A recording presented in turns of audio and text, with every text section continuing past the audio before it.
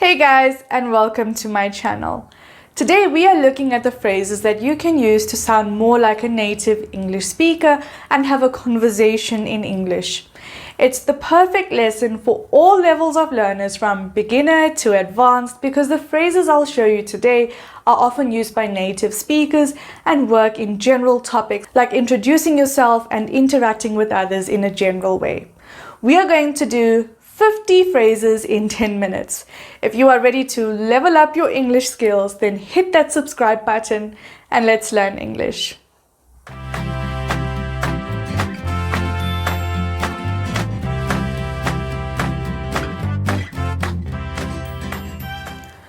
We are going to start by looking at the phrases that can be used for introducing ourselves. 1. Hi, I am, and you. Here is an informal greeting that you can use when you meet new friends or colleagues. Example, hi, I am Ashley, and you. Remember to add a smile and be nice and friendly too. Number 2, nice to meet you. Once the introduction with your names are complete, it's good to express your happiness in meeting them. We do this with the phrase, nice to meet you. It's simple and polite. When we meet someone for the first time, it's common to want to know more about them. So naturally, we will ask questions about them. We can say, where are you from?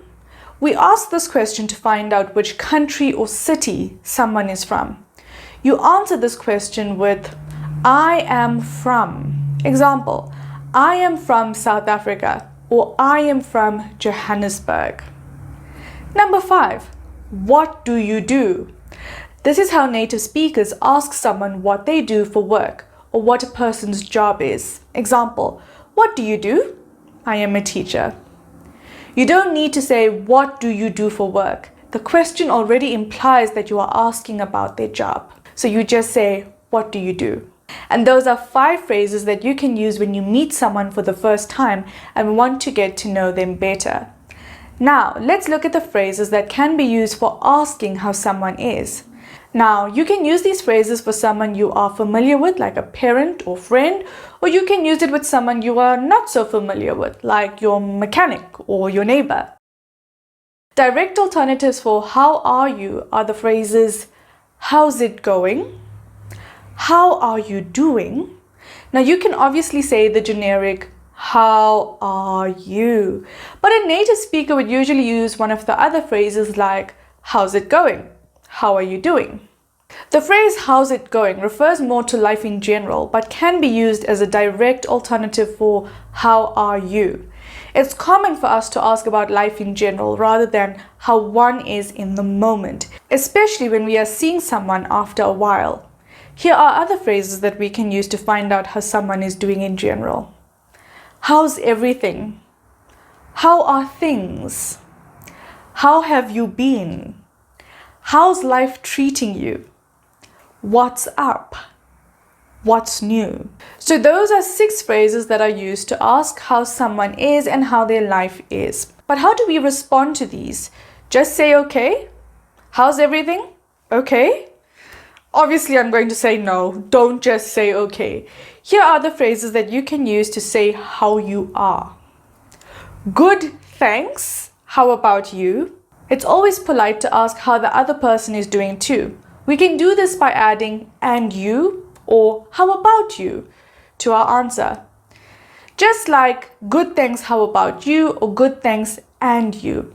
If someone is asking how your life is going in general, you can respond by saying pretty good, meaning that you are doing well and life is good. You could also say same old, same as always. These phrases mean that nothing has really changed in your life. If things are pretty standard in your life, you can say, can't complain. It simply means that things are okay and you have nothing to complain about.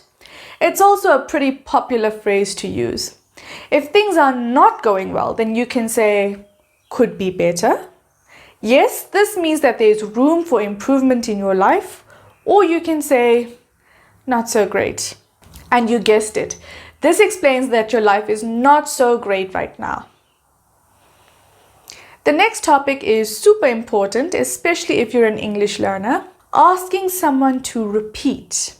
It's normal for you to feel lost when speaking to a native speaker because we can speak fast and with different accents, which makes it difficult for you to understand or comprehend. If you want someone to repeat what they've just said, then I just want to say, don't say, huh? This is the worst thing in the world. It's impolite. It makes you sound terrible. Show off your English by using these phrases to ask someone to repeat what they've just said. Pardon? I beg your pardon. This one is so polite. You are bound to get someone's attention if you ask them to repeat by saying, I beg your pardon. It's also a very British type of phrase. You can also say, sorry? Notice my tone when I say this. It sounds more like a question than an apology. Sorry? Come again? This just means say it again. And finally, we have a very basic, could you say that again, please? Those were 5 super polite ways that you can ask someone to repeat themselves if you didn't hear them or you didn't understand what they were saying the first time. Next, how can we apologize without saying sorry? Is it possible? Of course it is. Here are 3 appropriate, polite and apologetic ways to express that you are sorry. Pardon me. Please excuse me. My apologies. Or you can just go with a very sincere apology if you've done something terrible. And that is, I'm terribly sorry, or I'm so sorry. These are simple, straightforward, and easy to use. Next, I'm going to show you the phrases that can be used to ask for information. These phrases need to be completed with whatever it is you are inquiring about. I'm going to use the example of the library. So let's pretend that I want to know where the library is. Here are the phrases that we can use. Can you tell me? Example, can you tell me where the library is? Could you tell me? Example, could you tell me where the library is? Do you happen to know? I love this phrase and I often use it myself. It is asking if there is a chance that you have the information that I am looking for. Example, do you happen to know where the library is? In the same way, we can say, I don't suppose you would know. Example, I don't suppose you would know where the library is. And another extremely popular one is, I wonder if you could tell me. Example, I wonder if you could tell me where the library is. As you get to know someone, you will want to tell them more about yourself. Where would you begin? Often by talking about things you like. Food, places, things. I like Indian food. I like the beach. I like makeup. I like. Is this the best way to express yourself? No. Let's look at the phrases that we can use to express our likes. I'm a big fan of. Example, I'm a big fan of football. I'm crazy about. Example, I'm crazy about the English language. I'm really into. Example, I'm really into spicy food. I'm very fond of. Example, I'm very fond of my old records. There's nothing I love more than. Example, there's nothing I love more than relaxing on the beach with a good book. Just as important as talking about likes, it is equally important to talk about dislikes. And obviously, there are more creative ways to do this than just by saying, I don't like. Here are 5 phrases you can use to talk about things that you don't like. I'm not a big fan of. Example, I'm not a big fan of football. I can't stand. Example, I can't stand rock music. I'm not particularly fond of. I'm not particularly fond of Indian food. I'm not too keen on. I'm not too keen on driving 500 kilometers for a 1-hour concert. And finally, I don't see what all the fuss is about. This phrase is a little different from the rest. It doesn't need to be completed. It just means you can't understand why something makes people so excited. Take frozen yogurt, for example. I don't see what all the fuss is about, especially when you can just buy ice cream. And for the final part of this lesson, let's look at 3 phrases that can be used to ask someone about their plans for the future. What's on the cards for? Example, what's on the cards for tomorrow? What's on the cards for the weekend? Busy tomorrow?